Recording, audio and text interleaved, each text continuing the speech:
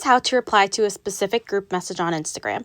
So what you are going to do on the bottom of your screen where your messages are in the middle with that little lightning bolt, you are going to go there. You are then going to click into the group message that you want to respond to.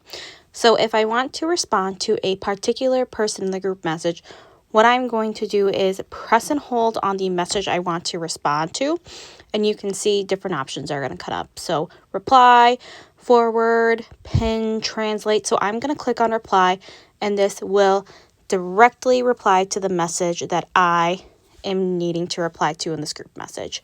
From there, you can see that it is going to then pop up that I have replied directly to that message.